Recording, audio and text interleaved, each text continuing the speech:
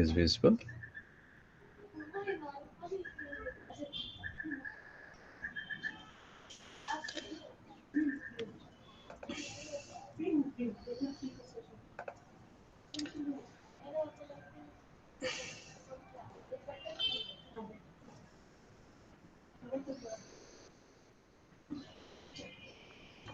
Yes, Okay, sir. go ahead. Huh.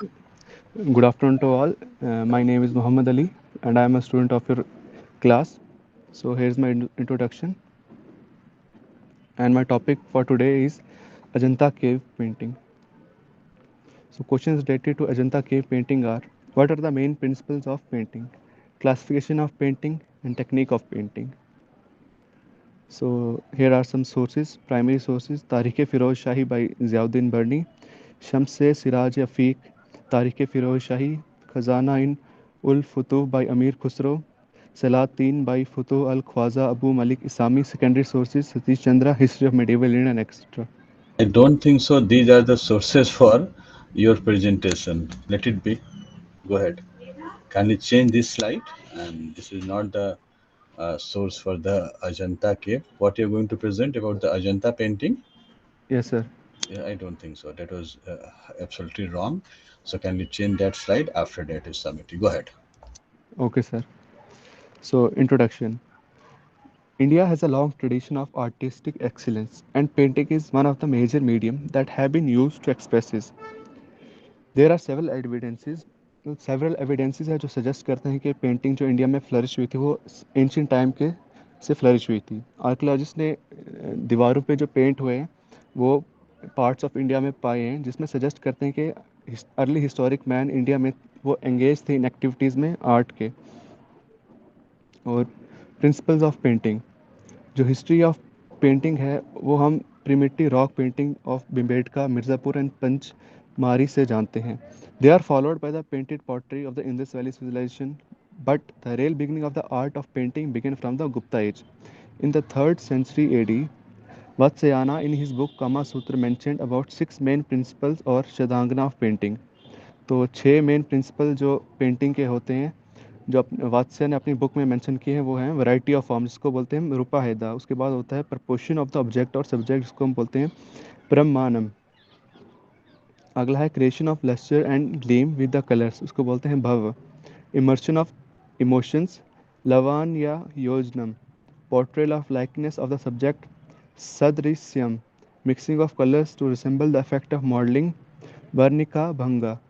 The play Mudraksha by Vishakha Datta also facilitated the readers by mentioning the name of the various painting or patas, which are important to understand the different styles of painting and to observe all the principle of painting. Some of the styles were style of painting काउ पिटाका, और उसके major जो feature था isolated framed drawing थी ये। उसके बाद आता है दिघाला पिटाका, इसको long scroll of painting.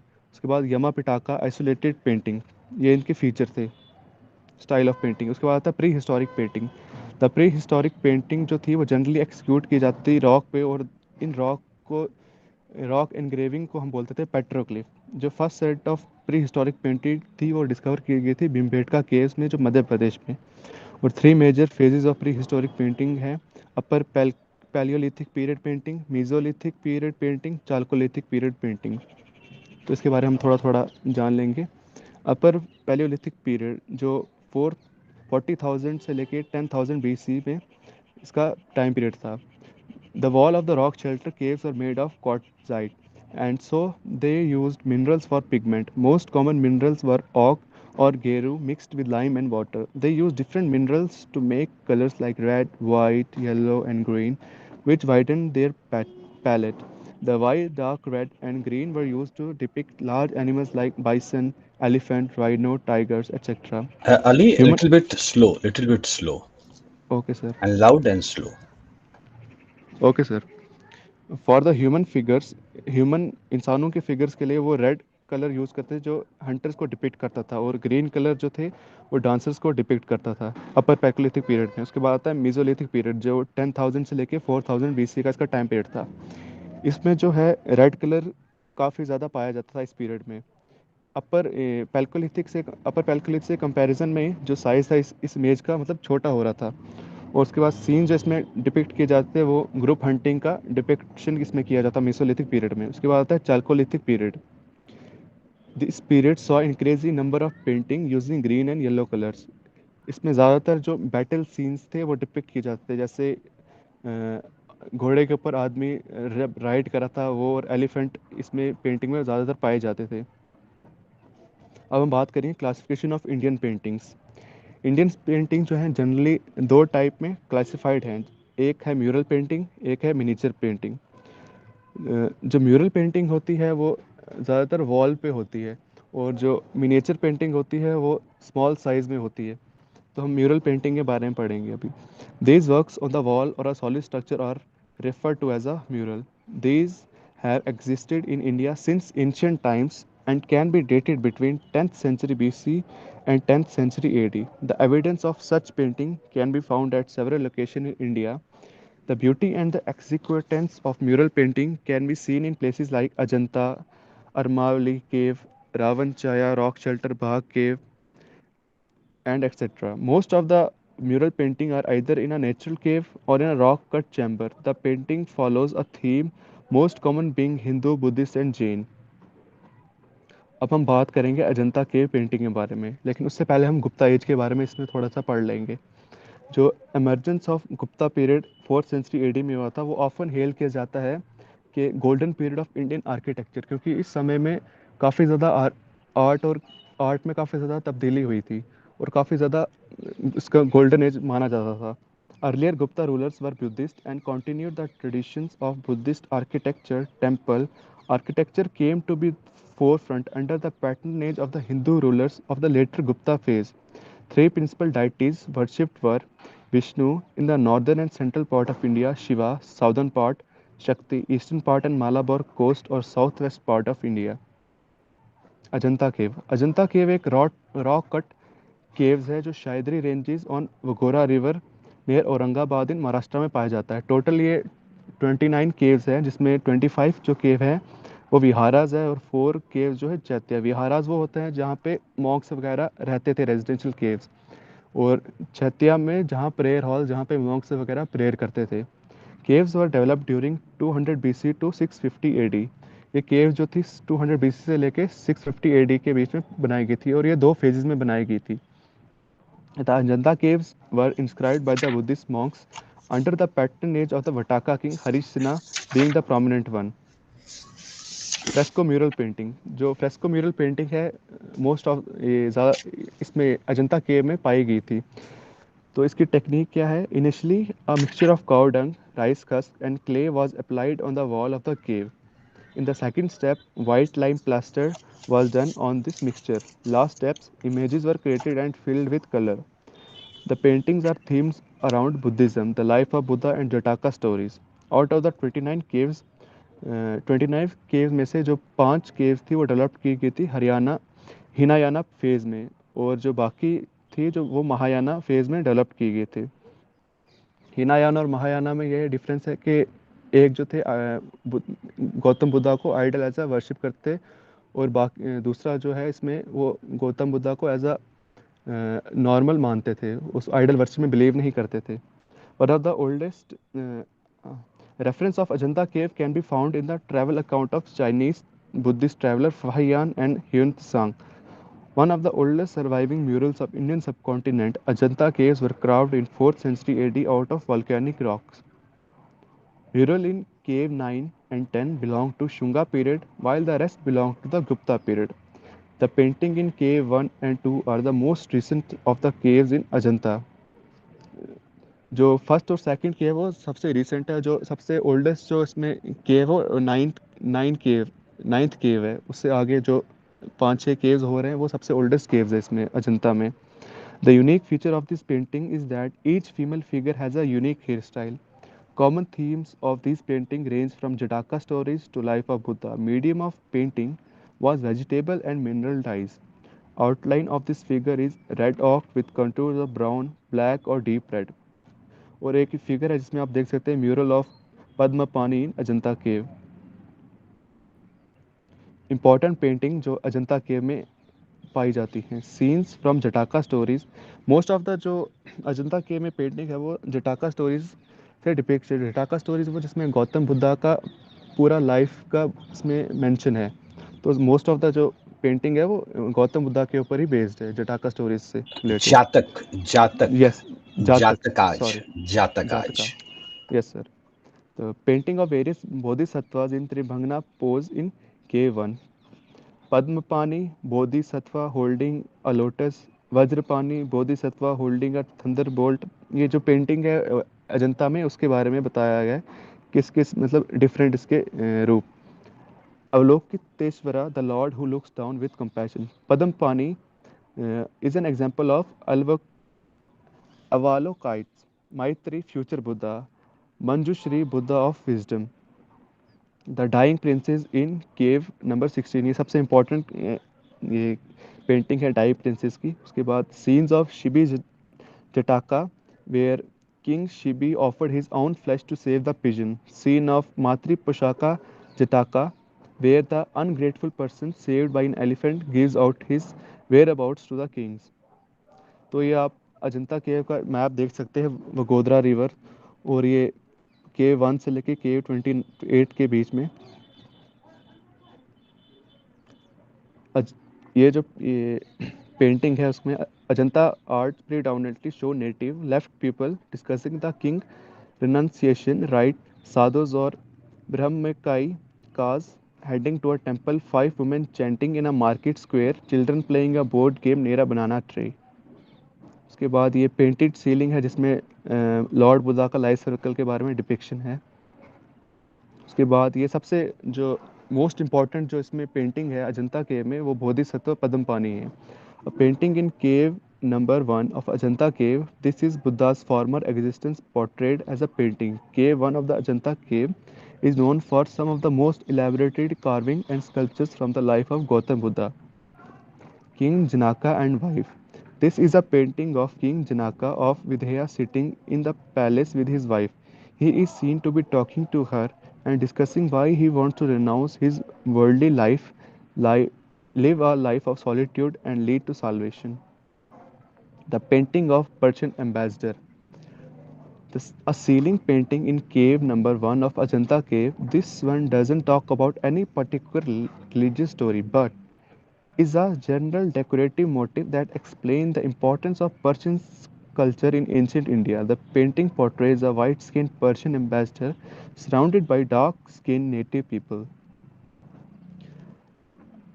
Close resemblance with Amravati and Karli of early Satvana rulers of circa 2nd century BC. A scene of Jataka and commonly called the Dying Princess in cave number 16, painted in the early part of the 5th century AD। तो जब आप अजंता केव जाओगे तो सबसे पहले आपको ये location, जैसे मैंने आपको बताया था मैप में, तो ये आपको मैप में लोकेशन बताई जाएगी, और इसमें थोड़ा सा अजंता की हिस्ट्री, वर्ल्ड है, और अजंता केव जो है वर्ल्ड हेरिटेज साइट के अंदर इंक्लूड होती है यूनेस्को की। तो ये कुछ अजंता केव, जैसे अजंता केव केव नंबर 22, केव नंबर 4। जब अजंता में जब एंटर करोगे तो ये ऐसे पेंटिंग होगी जिसमें एलिफेंट होगे दो साइड से। उसके बाद ये आ गया, यहाँ पे जो मॉन्क्स थे वो इसमें प्रेयर करते थे। तो इधर जो है स्तूपा है, ये ऊपर अगर आपको ये दिख रहा होगा, ये यहाँ पे राइट पॉइंट से, तो यहाँ पे स्तूपा है जहाँ पे लॉर्ड बुद्धा के रिमेनिंग्स है। तो यहाँ पे मॉन्क्स जो थे वो प्रेयर करते थे। तो इसकी खास बात यह है कि जब आप इसमें प्रेयर करोगे तो इसमें आवाज़ जो है वो इको होती है, जिससे ध्यान बनता है मेडिटेशन के लिए। तो इसका ये मेन फीचर है। उसके बाद केव नंबर फर्स्ट, ये थोड़ी पिक्चर्स हैं। अब मैं आपको थोड़ी सी वीडियो दिखाऊंगा जिससे आपको थोड़ा सा क्लियर अंडरस्टैंडिंग हो जाएगी अजंता केव के बारे में। So here it begins.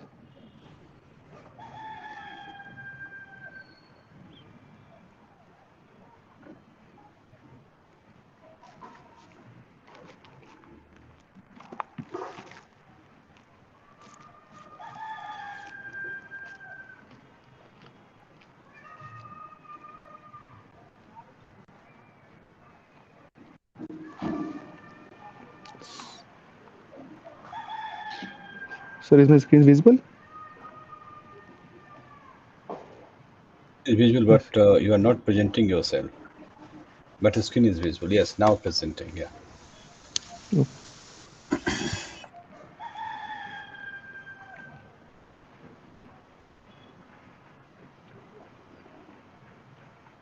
Just working.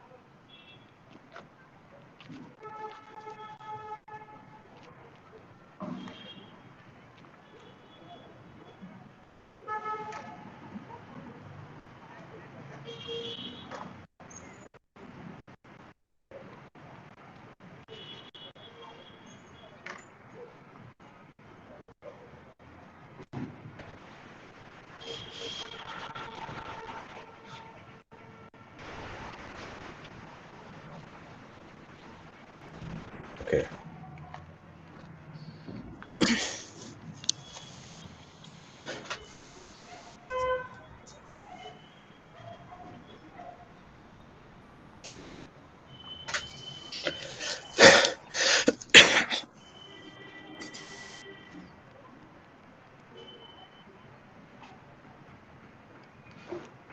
so yes, sir, this was it. तो Mm, एक फैक्ट है अजंता केव में जो अजंता के okay. डिस्क्राइब कैसे होते थे, जो जेम प्रिंसेप था, जो ब्रिटिश का ऑफिशियल, तो वो एक बार हंटिंग के लिए जा रहा था, तो अजंता वाली साइड से, तो टाइगर का वो हंट कर रहा था, तो उसने देखा एकदम से टाइगर जो है वो गायब हो गया। तो उसने ये पाया कि वो केव नंबर 10 में वो टाइगर चले गया, और उसने अजंता केव को वहाँ से उसने उसकी फाइंडिंग की, और जो सबसे बड़ी जो केव है वो केव नंबर 10 है अजंता की। Yes sir, thank you sir. Okay. Great. Great. So it's good, but not perfect, but it near to perfect. Okay. And if you go to the Ajanta Caves UNESCO World Heritage, you'll find a lot more things. Okay. Yes And sir. UNESCO, that means WHC UNESCO.org, जो UNESCO list में है, अगर आप वहाँ जाएंगे तो और आपको इन्फॉर्मेशन अजंता केव के बारे में मिलेगा। But the thing, after looking on every aspect, कुछ कुछ नई चीज़ों को हमें ध्यान देना चाहिए। और वो ये है कि सेकेंड और फर्स्ट सेंचुरी से ही ये बुद्धिस्ट के बनता गया, और गुप्ता पीरियड में इसको और डेकोरेट किया गया।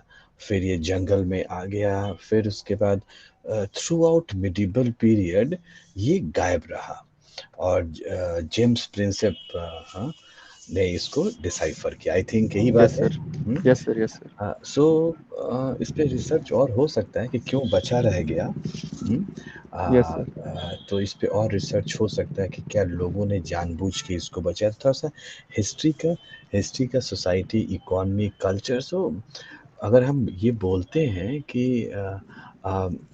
रिच कल्चरल हेरिटेज, सो इन सब चीज़ों को देख के obvious we had a very rich cultural heritage.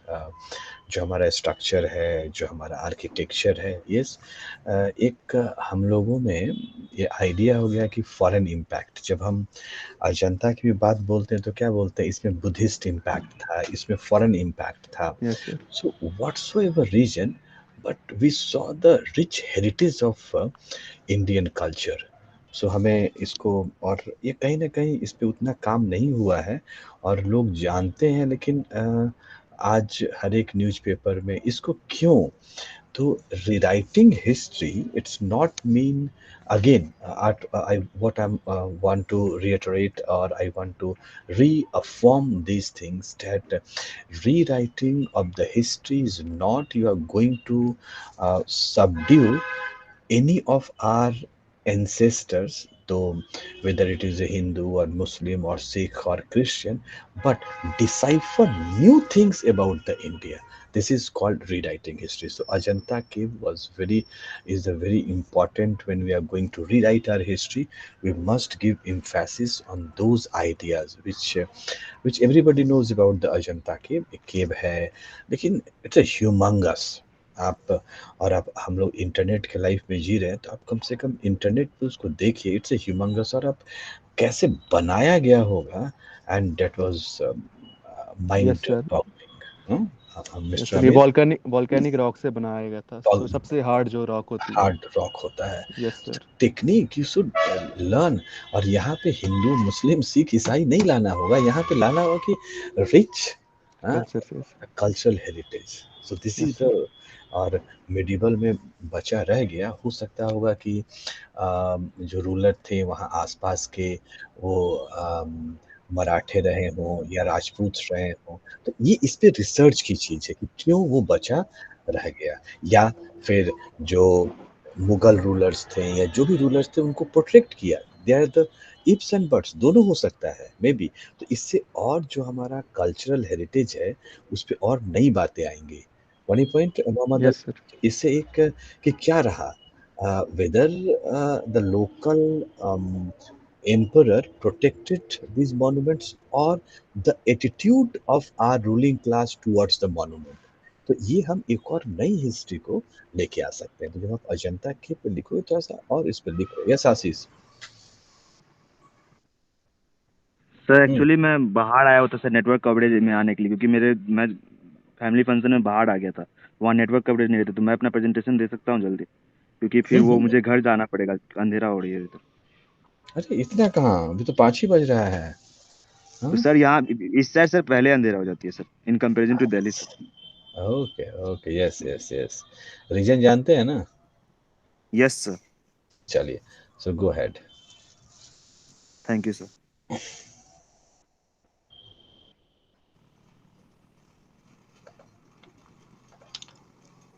आराध्य मैं अपना प्रेजेंटेशन कर लूंगा।